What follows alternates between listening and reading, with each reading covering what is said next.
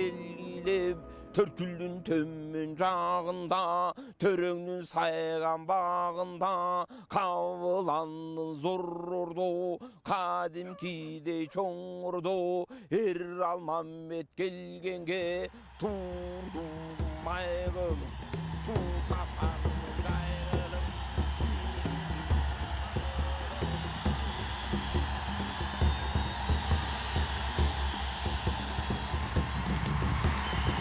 Это экстремальная игра, но это игра мужчин настоящих.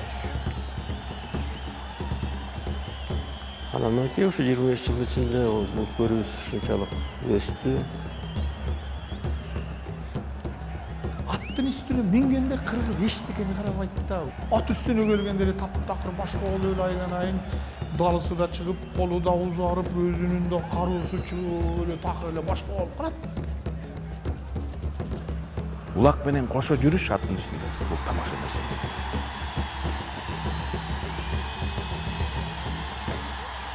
Жүрөктү дүркүрөткөн оюн болду да, абдан зрелищный. Көрүнүшү көкпөр өсүп калды. Биз кыргыз эл таштабайбыз муну.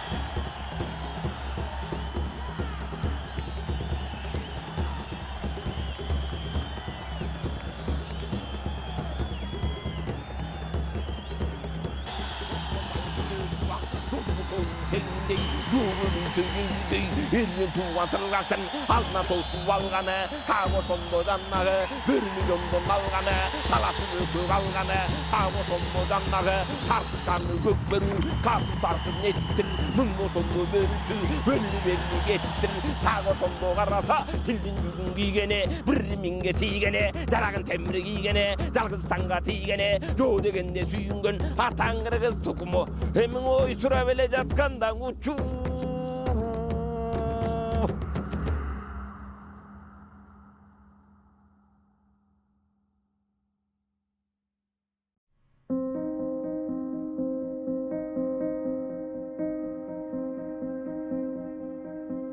Всесоюзный конный спорт болчу да. 15 республикада ат үстүндө эмне оюн болсо, бүт баары жерге чогуу ойночу бар. Ар кайсы улут өзүнүн улуттук оюнун алып келиши ат үстүндө болгон. Ошонун баарын ойноп чыкпадыкпы? Тбилисиде болду, Пятигорскийде болду, Краснодарда болду. Балдар Киевге барып келишти, ушундай чоң шаарларда болчу. Союз болгондо эми кандай десем, ат чапкан эле курукада. Ошонун эле пойласы. Анан баш аягы узундугу бир 2-3 метр жер. Тиги башына, анан бул башына, эки башына чийип эле койгон. Мындай чийим. Улакты басып, ошо чийинип өтүп кетсең кесеп, гол деп коет, гол дегенден кийин ал такымга жабышпай бул гол деп коет, ошондой болчу.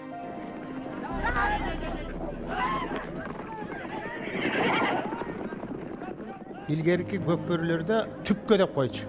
Түпкө дегени 4-5 чакырым жерге атты сынайлы Шамдагай жанан теңип алгандан кийин ошол улак менен качканда ошол аттын кандай деңгээли бар экенин аягында сыналчу да.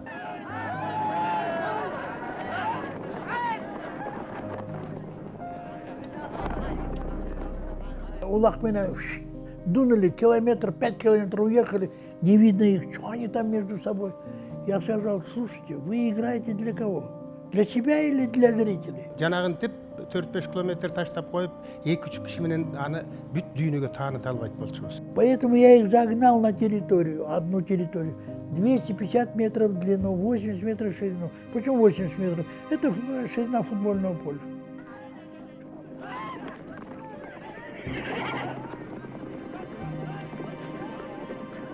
Ар бир оюнчунун буйтаганын, секиргенин, салганын, анын ыкмаларын бүт эл көрүп туруш керек да.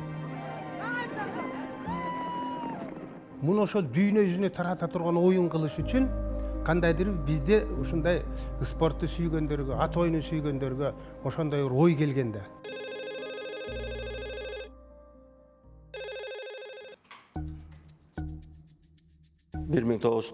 жылы офисте отургам, анан Болот Төлөнөч Шамшиев телефон чалып калды. Аскар срочно увидеться надо деп. Анан кийин келиңиз дедим.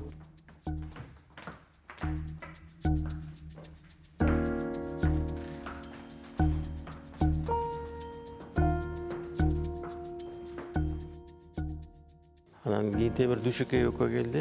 Эмне болду деп, анан кийин эмне болду десем, бир жакшы бир идеябыз бар.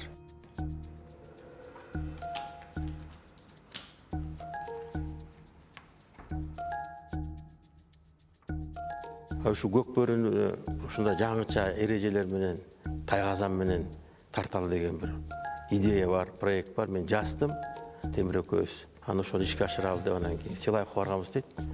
Анан Силаев анда мэр болчу шаар. Биздин намысыбызга тийди. Эмне кыргыз жигиттери жокпу, ушул колдочу ушул проектини деп. Анан сага келдик дейт. Канадский хоккей 3 тайм. Анан коробканын ичинде болот. Тайгазан кыргытабыз. Дегенден анан кийин анда давайбы кеттик. Жасайлы, эмне кылыш керек? Буга жанагындай стадион керек деди. Биздин жолдун ар жагында бир эме бар экен, жер бар экен. Ошол Темир байке бир тракторист менен ошо стадионду жасап аткан экен. Тизеге чейин чаң, топурак. Бир 2 айдын ичинде ошол стадионду даяр кылдык. Тиги Тайгазандын эмесин 2 жагын дөң кылып койдук да, аут жок. Когда лошадь обходит этот Тайгазан, она ложится на вираж и соскальзывает. Поэтому нужно, как на гоночных трассах для автомашин, специально делают наклоны. Азыр ушу аут бусуп атат да, биздин ошо көкбөрдүн жанагындай аутка түртүп коюп анан оюн токтоп калып атпайбы? Оюндун кызыгы баягы токтоп эметип калып атат да. Анан мен айттым, улак тарчу балдар барбы деп. Мына таап алат, мынакей Арашан айында, Мурекил Алмалууда, анан Рассветте балдар бар экен. Тартабыз деп атышат.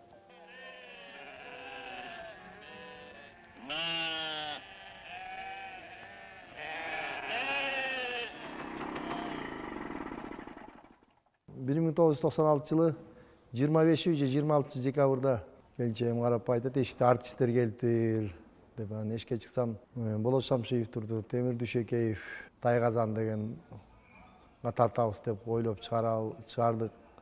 Ушуга келип катышып бербейсиңерби, көрүп эметпейсиңер деп. Ошондой сунуш кылып бирке чырчош кылабыздар, ошону көрсөтүшкөн.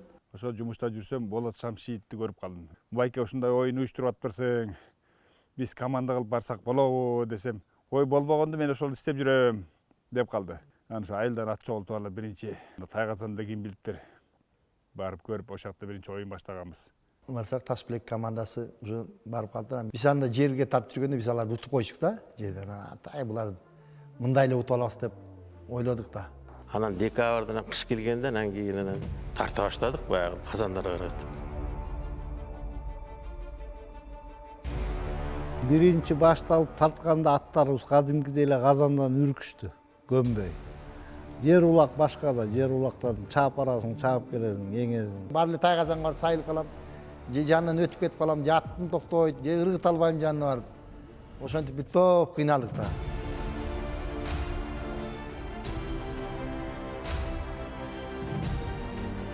Собирал этих ребят, учили мы их, как играть этот көкбөр.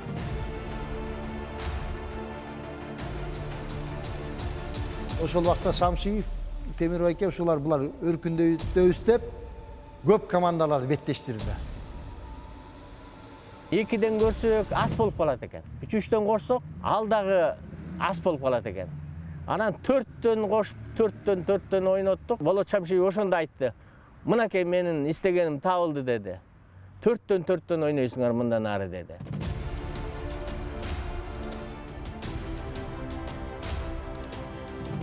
Жазамамы, анан жанагындай штрафтарды, анан жанагы 2ден чыгып тартмайды. Анан мурун жанагы 4 тиякта 4 биякта бири-бирине полный урнашын улак. Кээ бир балдардын кабылга сыңгандар болду, сатышында больницага кеткендер болду. Анан минтип алсак балдардын баарын айып кылып экенбиз. Анан Болот Шамшиев өзү кайра ошону алып салды.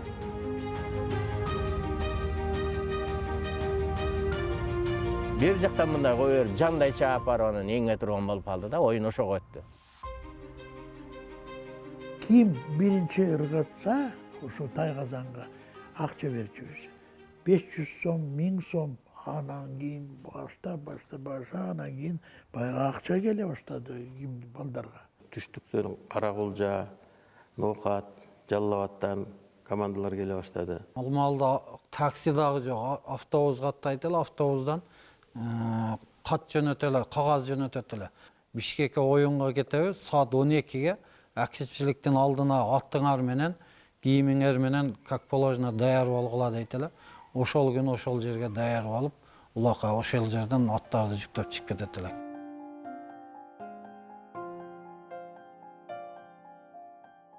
Плечелорда противударный формаларды кийип барган элек. Анан биз бардык, Тайгазанды көрдүк, аттар үлгүлүп атат Тайгазандан, шожоп атат, талаага кетип атат. Биз ошол жерде дордой менен ойногондо күлкү болдук. Ошончол даярданып барып, бир эле жеңилүү менен кетип калган өтө. Кара канча километрден бардык, канча даярдандык биз.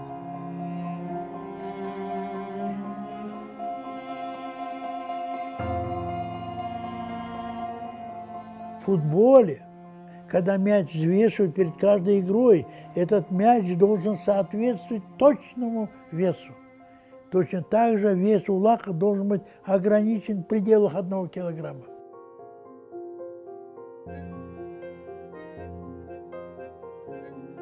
Oyunga чакырган Болот Шамшиев болду. Ушул оюнду келип бир сүйлөп байкап көрчү депчи. Андан кийин мен аралашып акырын сүйлөй баштадым. Туңгуш театрында иштеп жүргөн Мурат Мамбетов менен Эгембер Чалабаевди тартып келдим. Элди кызыктырыш үчүн тотализаторда ойното баштадык. Болот Шернияз биринчи ошо тотализаторлорго катышып, ошол жерден анан аябай кызыгып кирген да. Федерациянын президенти болуп көкбөрүчүлөр өзлөрү шайлап алышты. Ошондо Бокем бардык уюштуруу маселелеринин баарын колуна алды Шерниязов. Көкбөрүнүн туусун иштеп чыкканга комиссия түзүп, сынак жарыялап, логотипин иштеп чыкканга сынак жарыялап, театр сүрөтчүсү Юлдаш Нурматов ойлоп тапты. Гербти болсо Бек Жайчыбеков ойлоп тапты.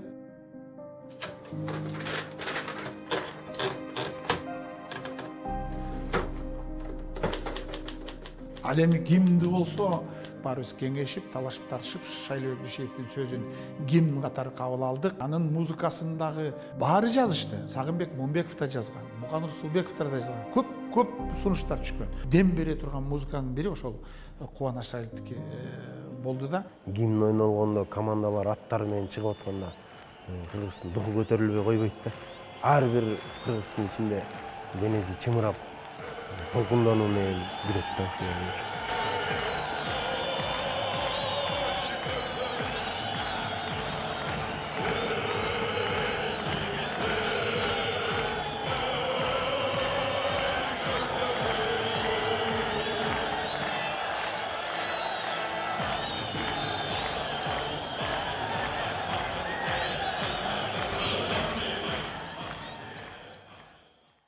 Президенттин кубогун иштеп чыгышына да аябай чоң конкурс жарыяланган болчу. Кубок өзгөчө кубок чындыгында. Ошону Өгөбаев Марат деген бир скульптор жигитибиз иштеп чыккан.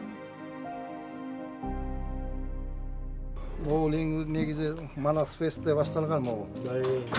Ошо переходящий кубок болчу. Манас талаш 11.08.97 жылы өткөн. 3-чү жолу биз алдык да, ошо менен бизде калып калды. Аккуладан кийин анан кийин биринчи президентский кубокты, бул да кубок рассветте калды. Ошо менен биздин колубузда. Карачы кандай кубок чоң келтиришкен, адамды өзүнчө аттарды, мына рассветтин немелери, мынагычы бөктөрүнчө көп командада жок болчу ушул. Акаев мындай кылып кармап турганда, анан мен бир колум менен алдым да.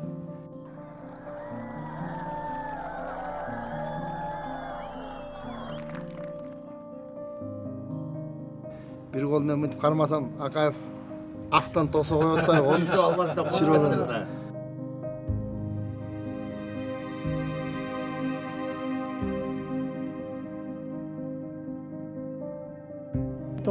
жылы федерация түзүлүп, мени Көкбөрү федерациясынын пресс катчысы кылып шайладык деп чакырышты.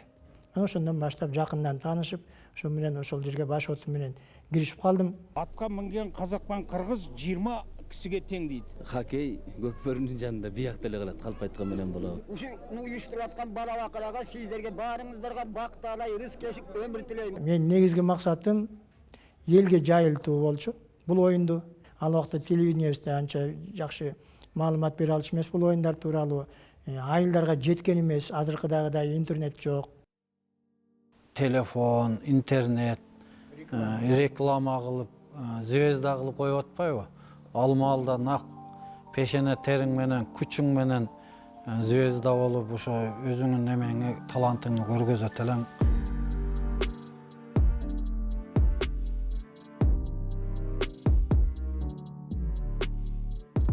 Жылдыздар пайда боло баштады, күчтүү оюнчулар пайда боло баштады, аты чыга баштады.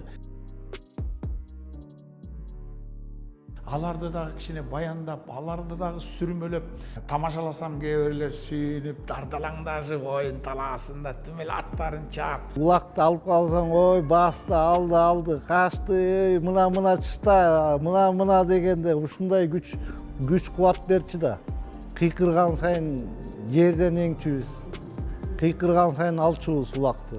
Ошончо элди өзүңө тартып, өзүңө ынандырып, өзүңө ишендирип, өзүңдү ээрчитип кетиш бул өтө оор албетте. 10 миң, 15 миң кишини ырдатканда мен өзүм ошондо таң калдым да, эми бир кишидей ырдап ушундай өзгөчө бир жомоктогудай бир өзгөчө убакыттар болду.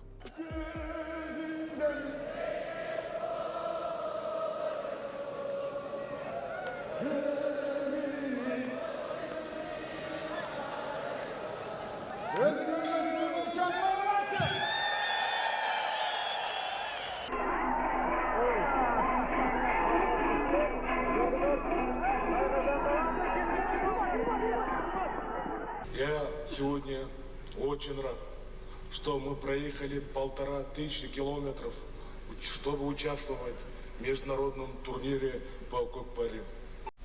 Кокпары – это древнейшая игра наших предков. Выражаю огромную признательность руководителям Новоильской валеты, особенно руководителям Новоохотского района, которые приняли нашу делегацию.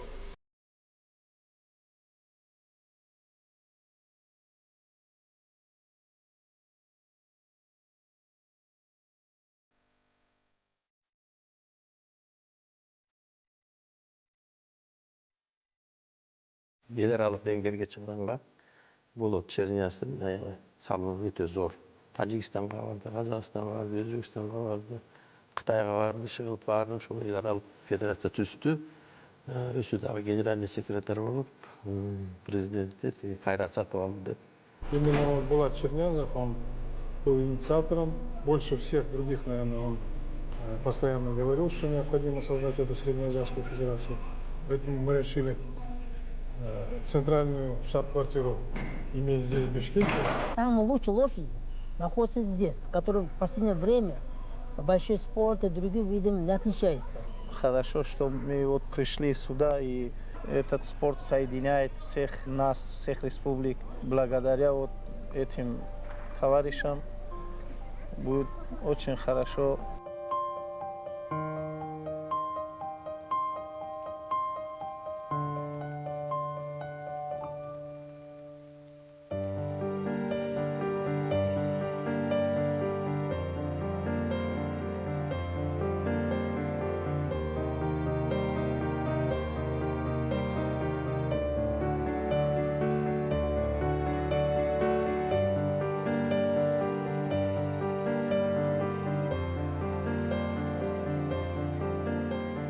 Чернязовдун өзүнүн баягы демирчүлүгү болбосо, Салымбековдун анда демирчүлүгү болбосо, Көкбөрү ошол бойдон кала бермек. Мына ошондой демирчүлөрдүн аркасы менен Көкбөрү эл аралык аренага чыкты. Ушул Кыргызстандагы жалгыз эл аралык штаб-квартирасы Бишкекте болгон жалгыз эл аралык уюм, ушул эл аралык Көкбөрү федерациясы.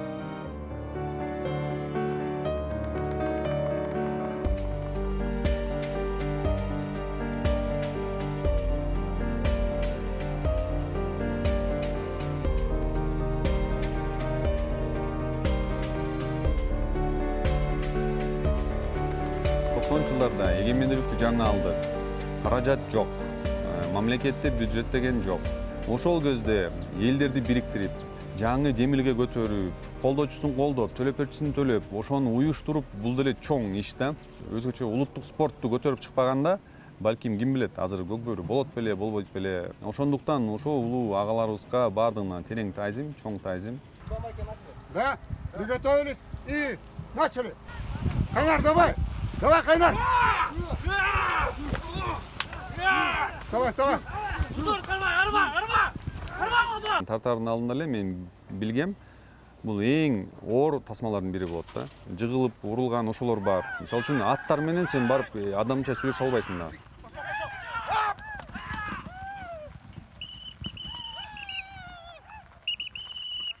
Стоп. Стоп.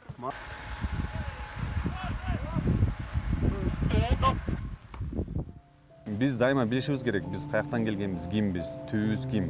Азыр биз көп тараптан өзгөрүп бартабыз да. Бирибиз батышты, бирибиз чыгышты. Өзүбүздүн бу нукура кыргыздык нерсебиз жоголуп баратат да. Улуттук оюндар, мектеп аралык, жаш өспүрүмдөр аралыктан баштаса, нукура кыргыз өзөгүбүздү сактап калат элек да.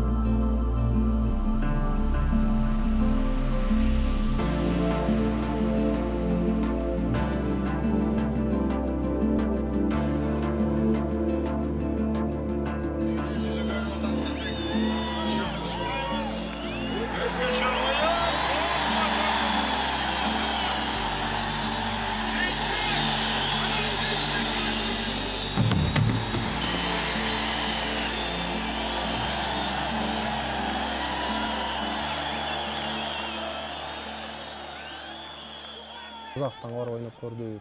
Жана жергечи чаап барат эле, бутун көтөрсөң эле түшсө түшөт, түшпөсө жок. Батырбек уулу Аскат. Аскат тезирээк мына ыңгайлуу ташташ керек, өтө жакшы. Өтө жакшы көрүнүш. Биздики казанды коргоп, воротаны тоскондой элечи. Казанды коргоп, тягына кайрып, биягына кайрып, биздин аттар ошого да ылайык ташталган да. Азыр аттар чыкпады уже, воротарь депчи. Туруп алышат, болду, өтө албайсың, тосушат.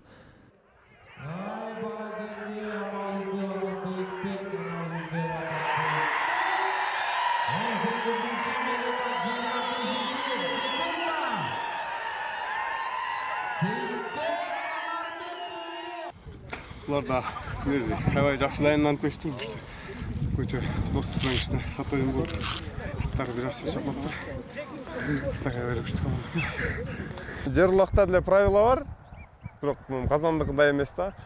Катуу коюп аласың, кээде жер улакта, кээде бирөөнүн колун кармап аласың, жер улакта. Казанда андай жок да. Чисто ошо улакка тартасың. Катуу койдура албайсың, правила бар.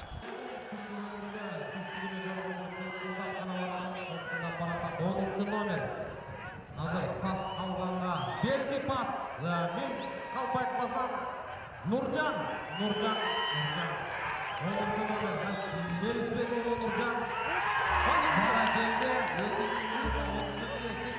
Аламан улак деп коет. Ошол убакыт улак бизде деле болот. Тайгазандын 5-5-тин оюнундай эл чогулуп, элдин сүрөөнү, элдин улакка болгон кызыгуусу, мотивациясы көбөйбөйт да ал убактан. Бир эле сааттык оюн, бирок ошо бир эле сааттык оюнду чапсаң, бир аламан улакты 5 күн чапкандай чачайсың да. Анткени ушунчалык тездик, ылдамдык.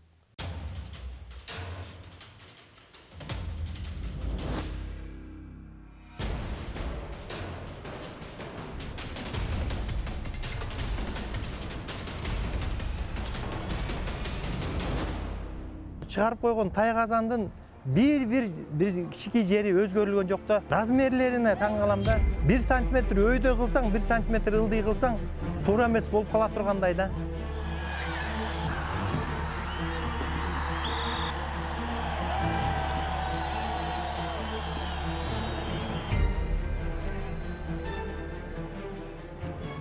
Мисалы үчүн баскетболдун кольцосу жок эле, 4 бурчтукка эле топту тийгизе берсең, кызыгы жок да, ошондой эле болуп калат да.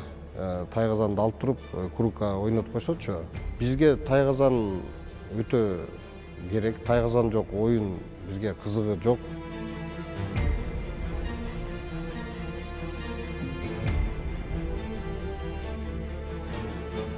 Опасности не больше, чем в канадском хоккее.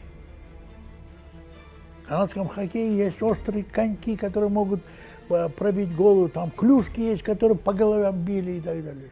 Федерация Көкбөрү именно занимается оккультурованием этой игры и безопасностью занимается. Это наша основная, главная задача. Но если мы будем клеветать на Көкбөрү, мы можем тебя, в общем, оклеветать, меня можно оклеветать, да любого человека можно оклеветать. Так что я считаю, Көкбөрү – это цивилизованная игра, и нужно идти и бороться, чтобы это была цивилизованная игра.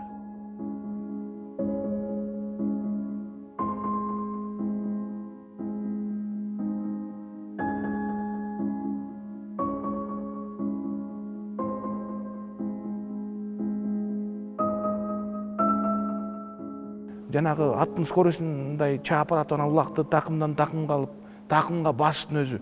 Улак менен кошо жүрүш аттын үстүндө бул тамаша нерсе эмес. Улакты жөө көтөрө албайсың. Бул кыргыздын каны жаны менен барабар.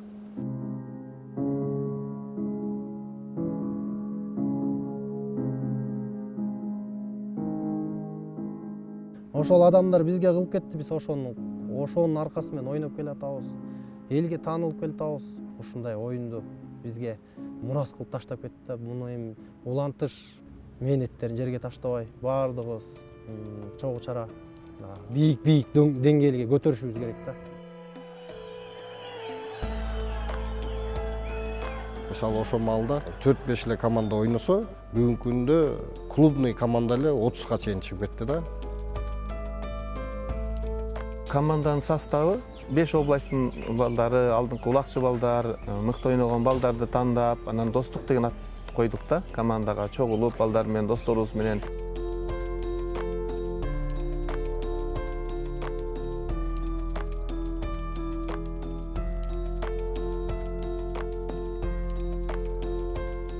Жаңы баштаганда 1-5 место, 6 местолорго ілешіп, кайра таштап кетип калбай, ийгиликтерге жетишели деген ой максатта ойноп келатабыз.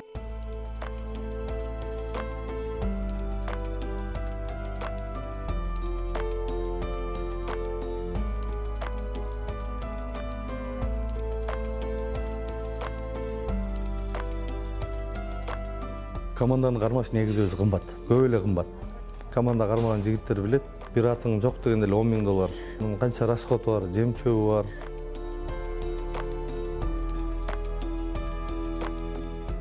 Намыс да. Баштагандан кийин аягына чейин ошо колубуздан келишче деп чыдап жүрөбүз да. Келечекте ушу муундарыбызга ушу Көкбөрүнү жакшы бир өнүктүргөн мезгилге өткөрүп берели деген ой.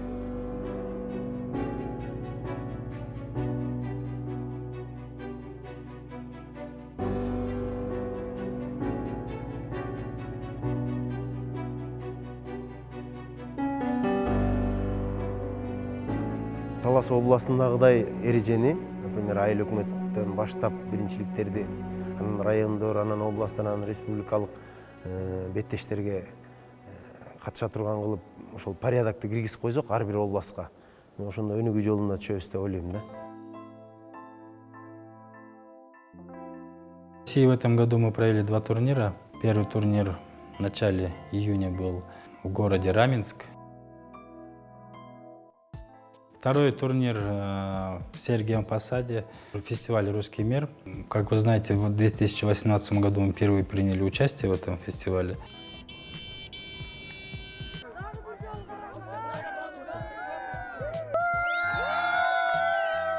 В этом году фестиваль «Русский мир» прошел в более масштабном мероприятии, потому что если в 2018 году там всего 34 лошади участвовало, то сейчас уже 72 лошади было.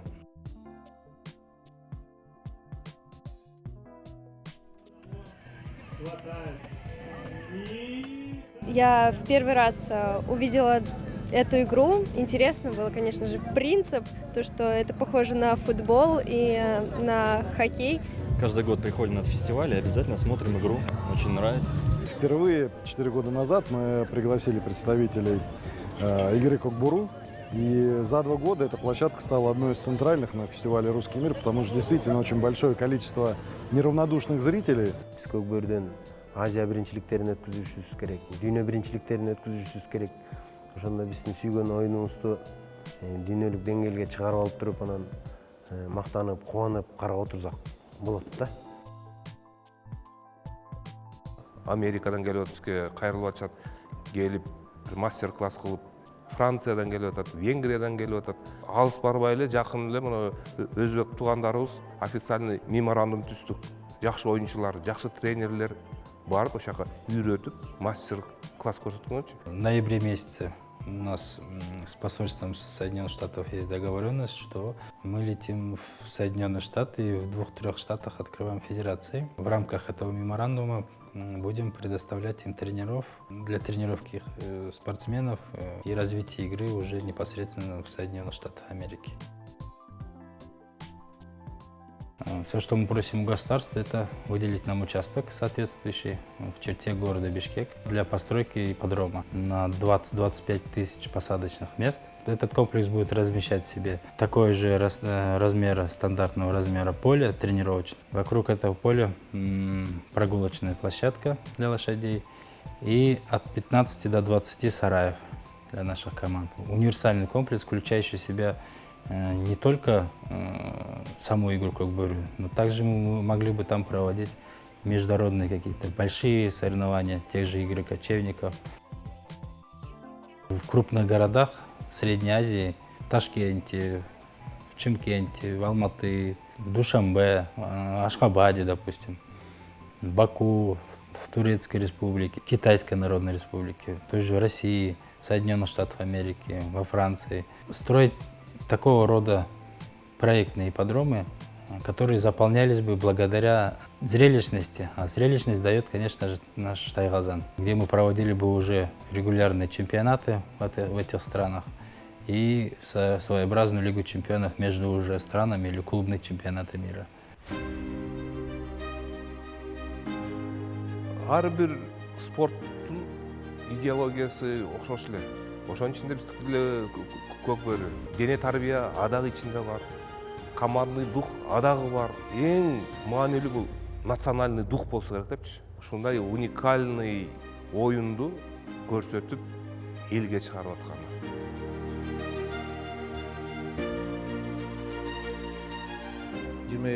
Жылда ойлойм бир да спорт мындай ийгиликке жетпеген ийгиликтерге жетти. Дүйнө жүзү тааныды. Эл аралык федерациялар түптөлдү, эл аралык турнирлер өткөрүлдү. Көкбөрү бүгүнкү күндө биринчи элдер кызыга турган биринчи спорт оюну деп айтсам мен жаңылышпайм. Чоң оюндар болгондо ипподромго же болбосо башка жерлерге билет жок. Ушундай популярдуу болуп кетет деп биз ойлогон эмеспиз да, бирок анан кийин ушу 25 жылдын ичинде Көкбөрүбүз ушунчалык өстү. 1 эмес 3 жолу чоң көчмөндөр оюнун өткөрдүк дүйнөдөн. Америкадан командалар келип атат, Франциядан командалар келип, ушунчалык таң калып, Көкбөрү оюнубуз менен өзүбүздүн элибизди таанытып, дагы дүйнөгө жарыялап атканыбызды, каада салтыбызды жараткан абдан сыймыктандырат, мени кубандырат. 25 жыл мурун 25 экенмин, ошону менен келатабыз, Кудай буйрса. Бир эле күндө өтүп кеткендей да. Өзүнчө бир өзгөчө спорт экен да. Көкбөрүдөн эми Жаман болгон жокпуз. Кудайга шүгүр. Эл тааныдык, жер тааныдык. Көкбөрүдөн жакшы нерселерди таптым десем болот. Эч нерсе жоготконум жок. Миң мәртебе шүгүр. Өзүмчө сүйүнөм мына биртке болсо дагы улуттук оюнга салым кошконума.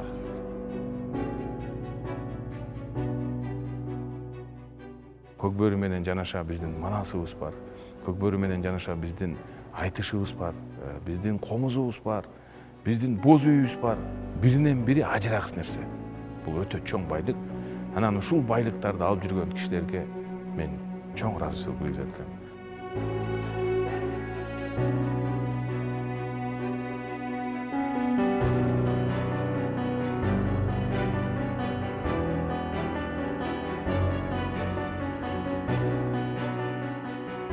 Тоқсан алтыдан баштап уже мен 45 жашыма чейин чаптым тайгазанды. Бүгүн 50 жетимдин суун ичип атам.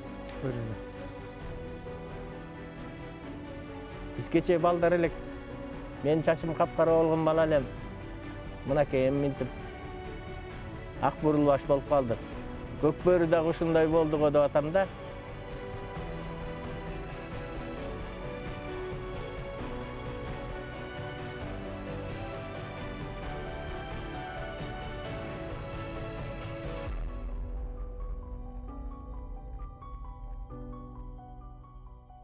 Көкбөрүнү жаңы нукка салып бергенге салымым бар экенде мен өзүм сыймыктанам.